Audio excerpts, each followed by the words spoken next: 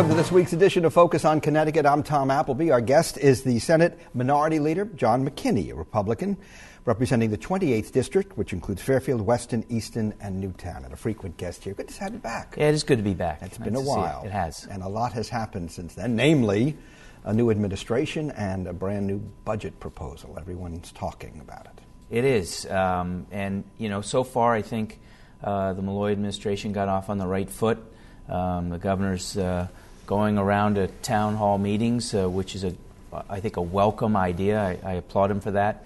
But I'm struggling with his budget proposal. Well, actually, this is a good opportunity to point out that your caucus is going to be holding its own town hall. We are. I'm going to hold town hall meetings, 2 in Fairfield, March 12th, March 24th. Hold them in the other towns I represent, and I've asked all of the other Republican senators to hold town hall meetings in their districts as well. Not as partisan meetings, but just to educate our constituents as to here is the governor's budget proposal. Here's the facts, here's the tax increases, here's the spending, here's how we balance the budget, and see if we can solicit ideas from them as well as to... I expect you're getting them already, that you're hearing from your constituents on what the governor has put forth. What is their biggest concern? Obviously the biggest concern is, there are $1.9 billion in tax increases in Governor Malloy's budget in an effort to balance a $3.2 billion budget deficit. And there are a lot of different tax increases. In the past, some of the budgets offered by the majority have been to rely on income tax increases. And there's still a heavy reliance. There's over 2 years, a $2 billion increase in the income tax in Governor Malloy's budget. But there are a series of other tax increases that hit particular businesses and industries, and will focus a lot on middle-class people as well. For example, he removes the sales tax exemption for clothing under $50. So it used to be that if you bought an article of clothing less than $50, you didn't pay the sales tax. Now, if his budget passes, everyone would pay 6% on that. That hurts everybody, but it's especially going to hurt people in the lower and middle-class income brackets. Some of the other concerns are how some of the taxes are going to affect small business. For example, he wants to put the 6% sales tax on car trade-ins. Right now, you go to trade in your car to buy a new one or a new used one, you don't pay 6% on your trade-in. Now you would. The problem with that is that not only is it going to cost people more money, but for many who are trying to get car loans, that 6% increase may be the difference as to whether or not they actually qualify for the loan. So you may see fewer car sales. That's actually an industry that has been doing very well recently, and people who own car dealerships will tell you that industry tends to be one of what we call first in, first out. When the economy is struggling, their sales tend to go down quickly. When the economy shows signs of recovering, they tend to come out a little bit quicker, because when people start doing better, they say, wait a minute, it's time to go get a new car. So I think that tax could hurt that industry particularly. But every constituency is going to the governor and saying this is hurting us. Right. Whether it's yoga instruction or right. car sales, they're all saying this is too painful. Right. And to borrow a phrase from Clinton, President Clinton, Malloy is feeling their pain, but his phrase is, this is shared sacrifice. Right. Everyone is going to pay in this. Right. And that's where it comes down to looking at the entire budget. And I haven't used the term shared sacrifice, but if that's the term the governor wants to use, I don't mind talking about it. And I start from perhaps a different perspective than he does. The first is the fact that, we've suffered through a couple years of a terrible economy. And during that economy, the people of Connecticut have sacrificed. We've lost more jobs than we've ever lost. More businesses have closed down, especially small businesses. And even people who are still employed have seen their salaries either reduced or haven't had wage increases, and they've had to do with less. So people have already sacrificed. The one thing where I think I differ with many in the other party is that government hasn't sacrificed.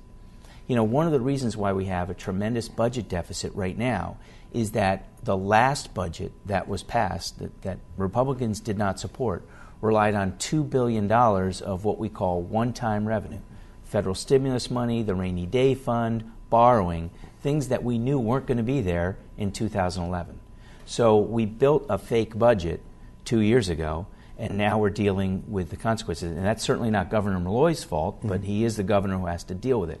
So I think priority number one when it comes to shared sacrifice is government needs to sacrifice. Now, he would say, well, and it is going to. We're going to consolidate. We're going to ask government employees to give back.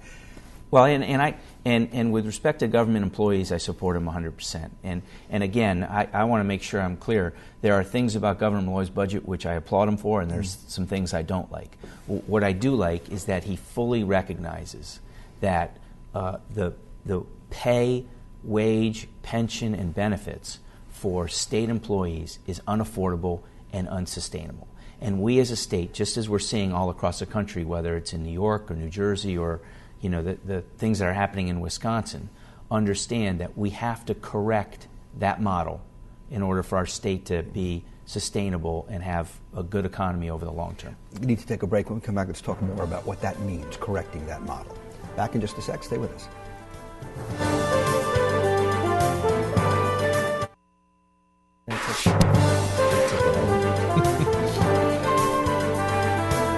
Welcome back to Folks on Connecticut. We're talking with the Senate Minority Leader, John McKinney. There are some pretty ugly things happening around the country. Whether they're right or wrong, they're still coming out ugly. Is that the kind of thing we're looking for here in Connecticut? Oh, absolutely not. And I think what you need to look at is there's Wisconsin on the one hand, and then there's New Jersey and New York on the other. What's happening in Wisconsin, I think, is being looked at. The governor's trying to, eliminate collective bargaining in the unions. What's happening in New York and New Jersey is that both governors, a Republican in Chris Christie, a Democrat in Andrew Cuomo, understand that the pension and benefit obligations for public employees is unsustainable. And I think Governor Malloy understands that as well in Connecticut. So it's not anti-union. It's not trying to eliminate the unions or the right to collectively bargain. It's trying to make sure that we have an affordable pension and benefit plan for our state employees. And the reality is their plan right now is simply unaffordable. And it's dramatically different than anything that's happening in the private sector. And I think what people need to understand is the history of public employee pay and benefits plan. It used to be back 20, 30, 40 years ago that if you went into civil service, you sacrificed some pay and you got some better benefits, and it was public service. Today it's different. Today state employees on average are making as much or more than their counterparts doing the same work in the private sector. Yet their pension and benefits is dramatically different. We've talked about this in the past. As a state employee, as a state senator, I have a health care plan that is by all measures the best health care plan anywhere in the country. It's better than the federal government, better than any other state provides. I can walk into an emergency walk-in clinic and have no copay when someone on a very good private plan may have a $75 to $100 copay for a visit. I can go in and get prescription medication, not just generic, but a brand medication for 90 days for $5. Nobody on a good private health care plan has that type of plan. And the reason why I have it is because taxpayers pay for all of the rest. So I think what I'm hoping the governor is saying, what I've been saying, is that we need to just make our public employee pension and benefits plan look more like the private sector.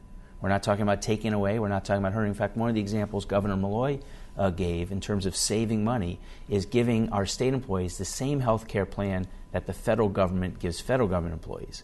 That would save us over the long run hundreds of millions of dollars because it just shows you the difference between our health care plan and sort of the Cadillac nature of it and then what the federal government gives, which is a very good, generous health care plan. So we need to readjust that to make it reflect more of what the private sector is. Nobody in the private sector, people in a private business, they might put 6% into a 401k. Maybe their company will match it up to 3% or 6%. A lot of companies don't even do matching anymore, and that's their retirement. A public sector employee is promised a large percentage of their salary and health care as a guarantee for life.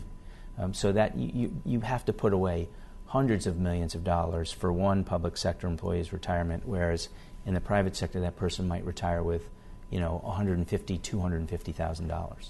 Well, we don't. The discussions began this week between the unions and the governor or the governor's people, and we don't know specifically what they're talking about, but we know the governor's talking about $2 billion.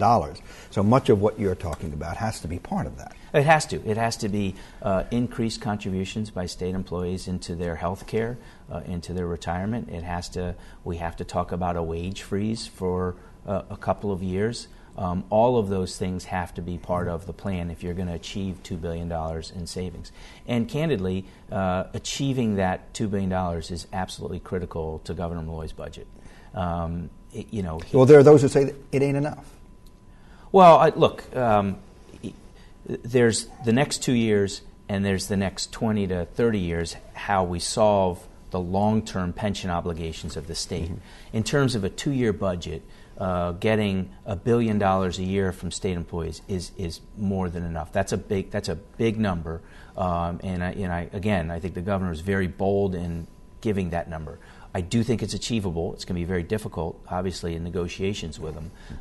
But as a Republican leader, I'll tell you that $2 billion over 2 years is enough for me to see in the budget. So that's one of the things you like about this budget. You mentioned that there are things you don't like. When we come back, let's hit on some of those. Great. We'll be back in just a moment. Stay with us.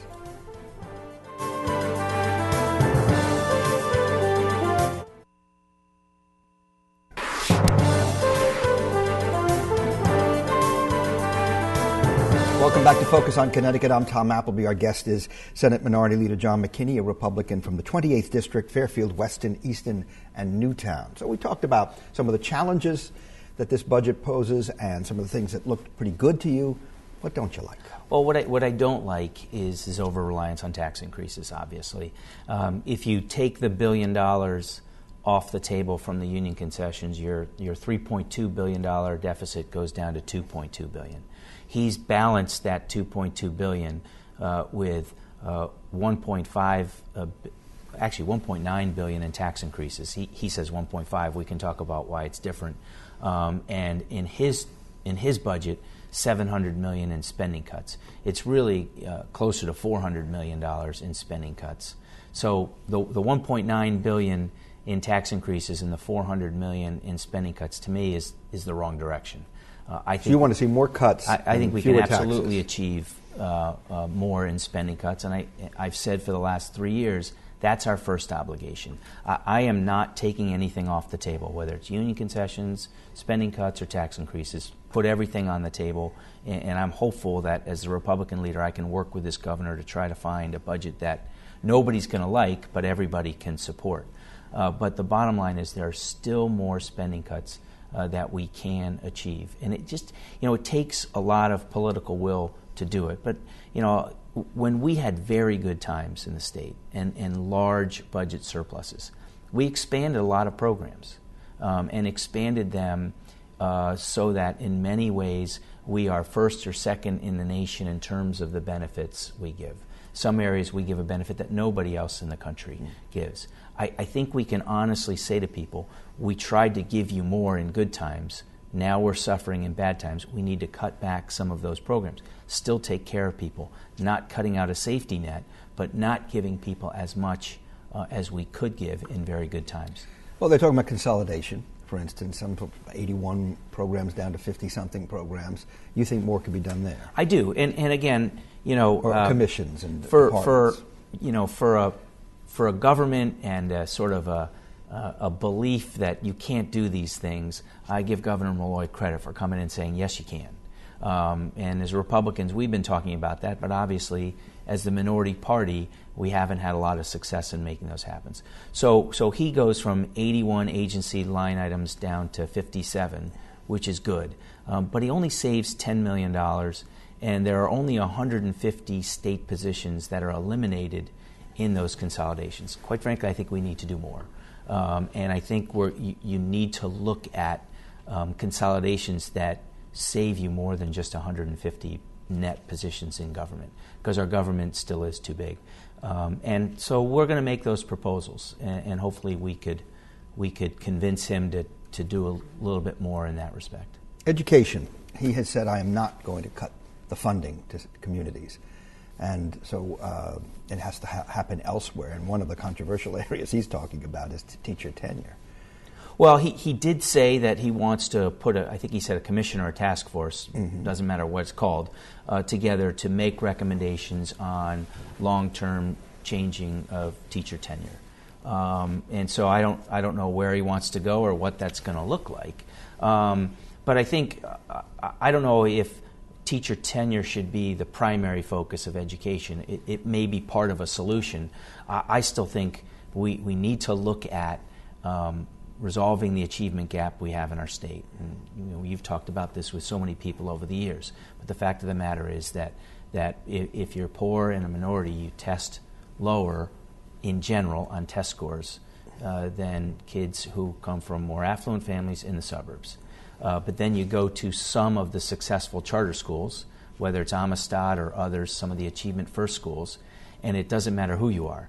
You could come from the poorest family in the state and be whatever, race, color, whatever you are, and perform higher test scores than anyone in the state. And that proves it's not about, whether your parents are rich, it's not about the color of your skin, it's about the education you're getting. And so we need to solve that achievement gap. And I think we need to look at what's going on in these charter schools, look at what's going on in the reform movement, and use that model more in Connecticut. One of the things that actually frustrates me greatly, Tom, is I think when I look at what President Obama is doing, there's areas, again, where I agree with him and there's areas where I don't. One of the areas where I think he's far and away been one of the better presidents we ever had is the area of educational reform. And he and Secretary Duncan have really been very forceful on trying to move with Race to the Top on significant reform measures in public education. Connecticut has been slow to adopt what They're President telling me Obama I'm wants slow to us go to our last break. Let me come back. More of what you think needs to change in this governor's proposals. One more break. Stay with us.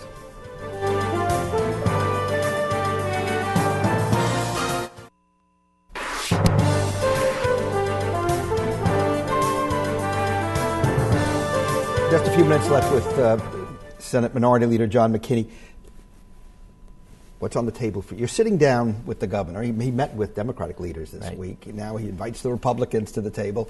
What would you tell him needs to change? Well, I would bring with me a proposal of additional spending cuts, and I would say, Governor, I know that these are difficult, but if you'll look through these and let's talk about the ones that you think we can continue to go forward with, areas where you've cut, but where I think we can cut a little bit more. And I will sit down and support you 100% if you adopt, these cuts. I think the other thing I would say to him is, you've done some positive things in terms of economic development and job creation. He came out with an initiative called First 5, which is the first 5 companies who want to create 200 jobs in Connecticut. And I would actually encourage him to be even bolder. First 10. Well, no, I mean, first 5 for 200 is, again, I think it's a very good start. But then I look back in his own city when he was mayor, perhaps the biggest success story was with UBS, which wasn't 200, it was more than 2,000. So I think we need to think even bigger than just a company of 200 people. We do have a lot of great things to offer in Connecticut. And the third thing I would say to him is that as difficult as it may be as a Democrat governor with a democratically controlled legislature, he needs to stand up to some of the very bad anti-business bills that are going through the legislature. Would you include this paid sick leave absolutely, legislation and I think that that's passed the committee this week? Yeah, and this is for smaller companies. Correct, mandatory paid sick leave. Now, and Governor Malloy supports it, and I've talked to him about it. And I don't think you can say that Connecticut's open for business. Connecticut's going to be more friendly to business. As he has. And by all measures, we rank somewhere between 45th and 50th in terms of our business climate. We're at the bottom. You can't say that and at the same time be the first state in the nation to pass a mandated paid sick leave. And, some have said, look, John, if we pass this, it's not going to cripple business. Well, the answer is you're right. About 85% of the employees in the state already have this coverage. But what you have to do is look at the 15% that don't. They tend to be people that work in restaurants. They tend to be people that work in small manufacturing facilities. Why does a restaurant not give people that type of paid sick leave because they can't afford it. I mean, restaurants survive on the thinnest of margins. Manufacturing companies survive on the thinnest of margins. So I would say to them, I know you support it, but in this economic downturn, more so than even passing the legislation, the message it sends to 49 other states that we're the first to do this is not going to be like throwing out the welcome mat to businesses. We've run out of time. I thank you so much for Thank coming you. by. Good to be here. Come on back and tell us some more of the suggestions you would make to the governor after this develops. Thanks, Tom. Thank you for joining us as well. Please stay tuned. The news continues.